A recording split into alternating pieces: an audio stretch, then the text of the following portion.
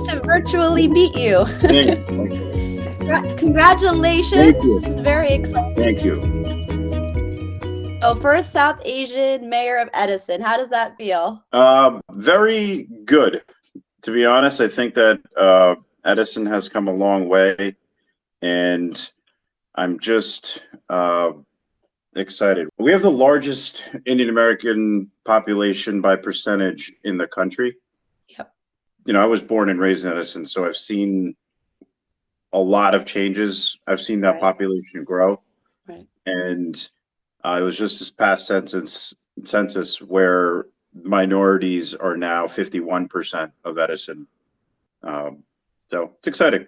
It is. I grew up there too, from sixth grade onwards. So it was not until college, from sixth grade till college, I was in Edison. So I'm very closely connected to it. So when I heard, I was very, very excited.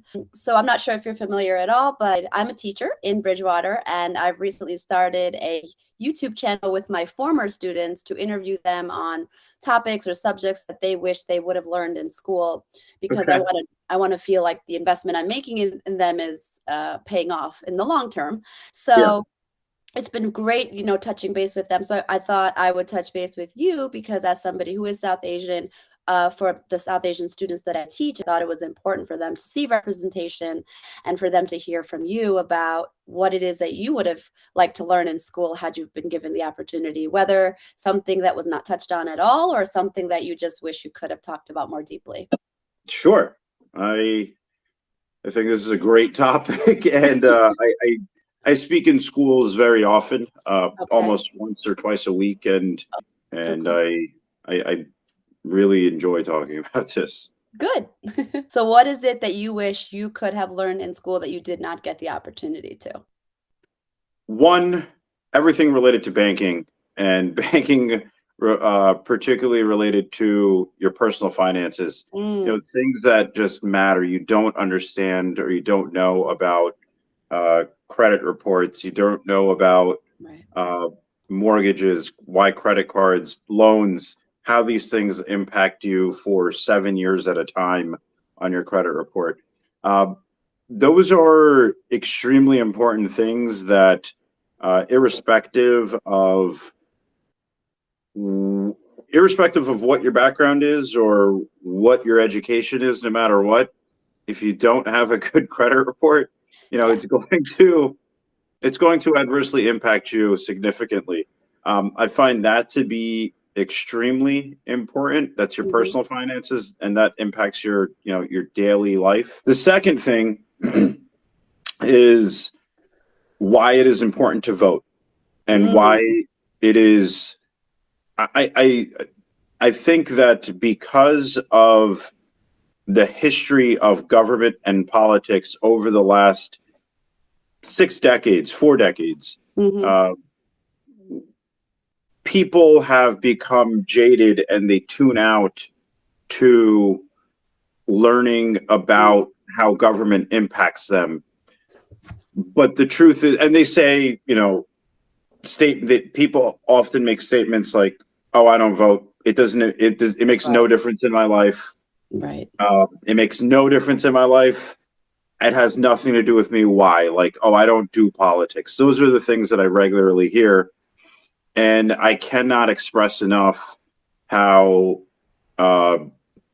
incorrect factually that statement is. If anything, it is the exact opposite. And that's because the scope of government, whether it be local, state, or federal, has become so enormous, so gigantic, that every single aspect of every person's life is one way or another dictated by policy and by regulation, that at the end of the day, one politician or many signed off on it or voted for it. How do you recommend getting people, particularly young minds, to see the connection from them to the policy? Because I think that's sometimes where we get lost. So it starts with changing the attitude, right? You know, the media has done quite a role where there's always negative news, and people get turned off by it. Right. So you associate that negativity with the term politics. But if you change the word politics, every time you hear the word politics, if you just replace the word politics with public policy, then suddenly everything becomes relevant. There's not one part in anyone's life that is not dictated by public policy. So whether someone chooses to be an architect, an engineer, a teacher, a doctor, a pharmacist, stop and think about how much regulation goes into all of that work. Yeah. What laws are appropriate, but it's not just the laws, it's also why. How does this impact people in the thousands? So I'll give you an example with pharmaceuticals. Aspiring pharmacy majors would, typically be people who are, in the sciences that also say they don't need to pay attention to government or politics. However, they're extremely impacted by public policy. They're, whether a certain drug makes it to the market or not, whether, how pills are distributed, all of that is impacted, again, whether it's local, state, or federal, on a one way or another, it directly impacts you. You honestly cannot go a single day in your life without doing something where somehow, barring leaving your house, if you leave your house, the government one way or another has impacted it, and it impacts your daily quality of life. I'll give you a further example, not just on a federal level, because I hear all the time people saying, I only vote for the president, I only vote for the governor, or I don't vote for local level, it doesn't impact me. It's not true. Your local council and your local mayor impact your daily quality of life more than any other elected official will ever. Your roads that you drive on, as soon as you get out of your house, starting from your house, the zones that went into making that house, the structure of what it is, your setback, your front yard, all of that, where you live, whether there's light industrial around your neighborhood, you drive out, the roads, whether they're paved or not, the sewer and water lines, people take for granted, especially in this country, we take for granted too often safe, clean drinking water. Yeah. But, that's an issue that has popped up right here in Edison. We have an issue with our Middlesex Water Company with high PFOA levels. And that's something that your local elected officials directly deal with. So it's water, sewer. We take for granted when you flush the toilet, it goes down. That at the end of the day, that is something that the sewer department and the sewer director and their staff work constantly to maintain. There's people behind that. Yeah, there's people that maintain that. And I just met with them in my transition meetings. There's pump stations, there's things that operate at the end of the day. And these are things that you can't take for granted because, I gave these examples, your schools, your education systems, the traffic, whether a Whole Foods comes around the corner or not, that was probably solicited by either government officials or people that were tied to government officials. So there's no large industry that comes into town without having an elected official behind the scenes at the end of the day signing off on it. Now, yeah. Of course, coming from the lens of a public school teacher, I imagine that a lot of the reason that we might be hearing people say, I don't do politics, or I don't vote, or my vote doesn't matter, is they're not really seeing or hearing adults around them. I'm speaking about children, adults speaking about politics around them, because I think it's considered kind of a taboo topic or something you're not really supposed to talk about.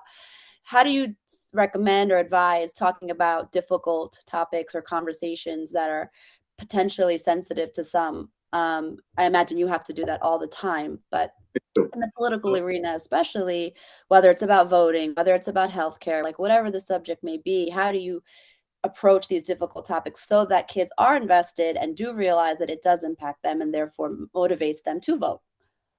So, two things. One, everyone's entitled to their opinion.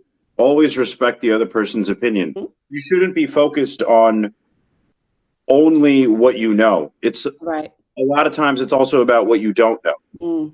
And that's where you have to, and I believe firmly that if I have a belief, a conviction on a certain policy issue, I want to make sure that I want to hear the other side, because someone else should be able to challenge what you know, and you should be able to defend it without getting into an argument.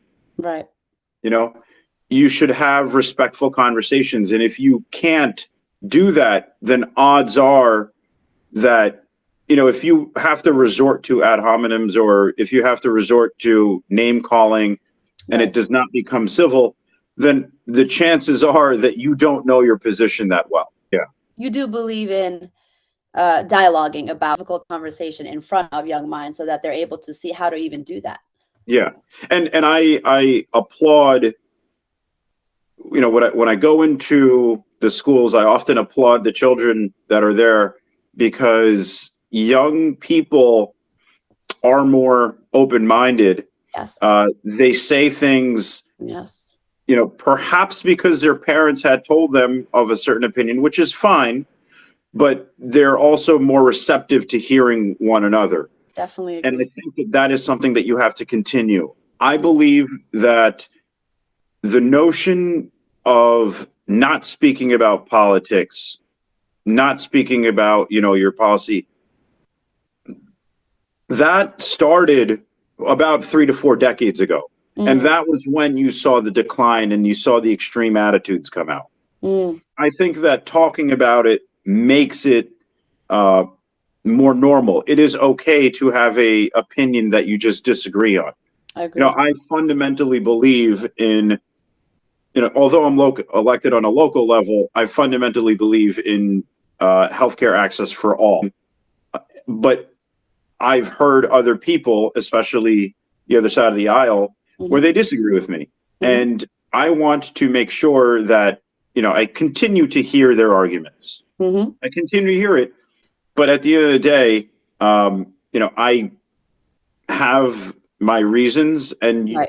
most times, actually almost all the time, once I get done with the conversation, the opposing party will either respect or agree why I believe what I do. And Mhm. that is the way that, you know, you have to approach it.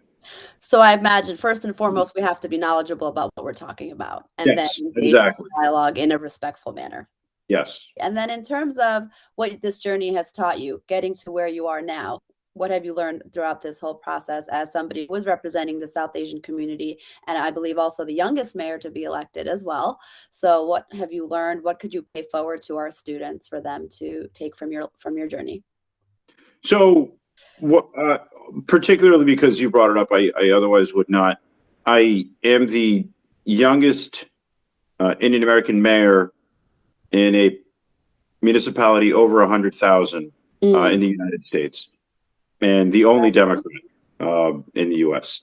So, what I learned from that is that, one, there's a lot of, I believe that your parents often influence, you know, a lot of things in your life. They'll tell you, be an engineer, be a doctor, be a lawyer. Yep. You know, there's a standard set of things that, especially minority parents, tend to drill into their children's minds. That's fine, but stick to your passion. Mm. You know, stick to your passion. If you're passionate about something, run with it. My whole life, my parents were never, ever interested. You know, they always thought that politics was this crazy, unstable field. Don't get me wrong, it is an unstable field, but there's so much good that comes with it. They never understood it. Yeah. And it was just something that since I was a child, I knew I wanted to get into. So everything that I did, you know, went into banking, did that for almost 10 years. Okay. And I never gave up on my passion. And I'm in a position where I pursued my passion now. What do you feel it is about the field that makes you passionate about it? Knowing that you can make an impact on thousands, tens of thousands of people's lives in significant ways without them even knowing about it. Mm. And what would you say to those that might hesitate engaging in policy or politics, whichever phrase we want to use, because, there is unfortunately an impression of manipulation, or it's dishonest, or, it requires a level of playing a game. What would you say to those that would like to engage and want to make changes on those larger scales, but hesitate for those reasons? So in this field, you certainly have to be sharp. You have to understand every side. Look, if this field was exclusively about public policy, then you would have every person with a PhD, right, running the show. Right. But there are many angles to government. I'll also add this on a separate note. What's exciting about elected officials and being an elected official is that I can work on anything. Mm. I can truly, if I wake up one day and I say I want to work on education policy, that's what I'm doing. I can work on building a new school. If I say I want to work on environmental policy, banning certain plastics, next day that's what I'm doing. If I want to work on, the green energy, making sure that we have more renewable energy, less gas stations, electric stations, I can do that the following day. If I want to work on building a new library, later that week, I can do that. There's no limit. Being an elected official, the beauty of it is that there's no limit to what you can work on. Right. And, it requires a curious mind naturally, because you're working on incredible responsibility. Yeah.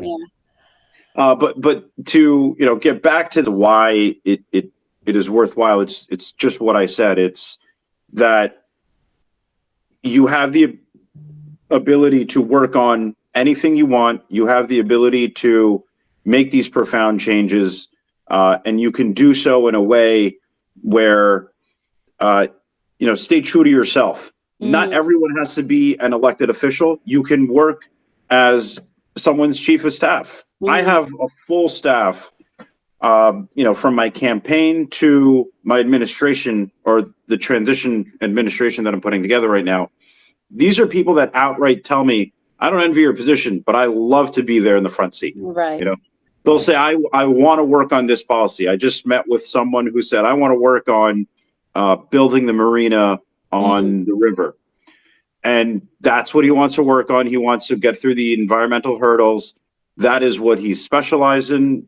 And, he's not the elected official, but he is my right-hand man that I'm going to turn to. Right. So it's similar to, I guess, within a school system, you've got your principal, vice principal, you've got your teachers, students, but it's however you choose to play a role or make your difference, but there's many avenues to do so. Yeah.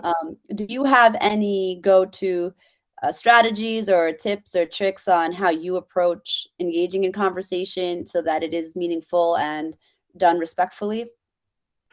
Whenever I speak to students, again, this is twice a week in classrooms, I always say, what do you want to be when you grow up? And I identify what they want to be, and I give them clear-cut examples as to how there's a government side to that. Okay. So I've had people who told me, I want to be an artist. Okay, that's great. Did you ever stop to think about, doing murals around the town? Doing, you want to be, you can do local paintings around the town. You can uplift the community. Arts is a huge thing now, Yeah. I want to be an architect. Did you ever stop and think about, instead of me retaining, another firm, have you ever stopped to think that you can be the one that builds or designs the new library in Edison? Because then 20 years from now, you can look back and be like, I did that. Now my children are going to the library that I constructed or I drew out. Usually when kids think of, at least the kids I've encountered, think about government, they automatically go to president, vice president, and they don't always think locally. So that's a great conversation to have with kids. Yeah. And as far as, and this is just one of my final questions, as far as, being South Asian, do you feel any sense of like pressure, responsibility, or is it just something, was that like a conscious decision or part of the decision that, I also want to be representative for people that look like me, a representative for those people, or it just so happens to be that you're South Asian? So South Asians now make up the fastest growing minority. It's the fastest growing minority in New Jersey. I believe that South Asians and Asian minorities in general, right, have really excelled and succeeded in countless fields, endless amount of fields individually. I mean, we have now a 36-year-old, 37-year-old Twitter CEO coming in. We've really climbed the ladder in so many fields, but there has not been unity in that process of getting there. And I believe that if a lot of these individuals were to get on the same page, then there's a lot more as a community would be able to achieve in terms of public policy. I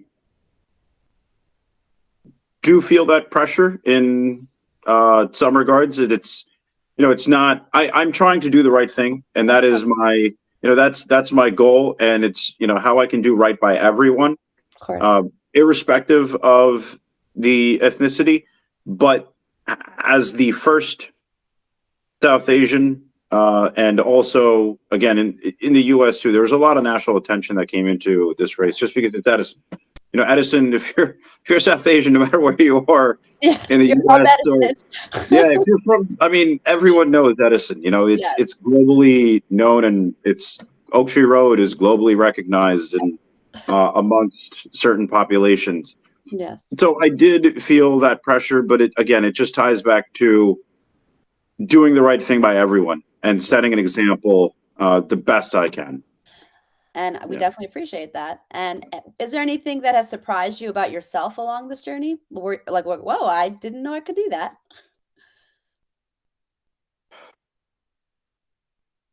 I think I always knew I was a patient person. Okay. But I think in certain situations, I didn't expect myself to really take a step back. Okay. And I think that's just the nature of what this field requires. And there have been moments, especially in the campaign, where I knew that I should not react. A big part of the job is not reacting. It's just assessing the situation. That should be like the motto. Yeah. So a lot of I always tell, my colleagues, my running mates who were new to the legislator, and I told them, as you start this journey, you should know that when you believe that you immediately need to react to something, you probably don't. And that's the moment where you just have to stop and assess the situation in order to make an accurate decision. And, your vote ultimately will cast a huge, will have repercussions. That's what I learned. Yeah. Okay. That's all I have on my end, unless there's anything else you wanted to say for either for yourself or for the students.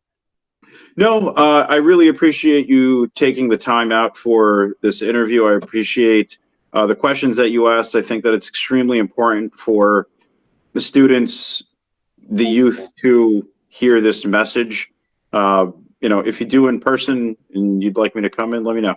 Absolutely. I really appreciate your time too. I know you're very busy, especially now, but I really appreciate you taking the time, and hopefully I'll speak to you again. Sounds good. Take care. Okay. Thanks. Bye. Bye.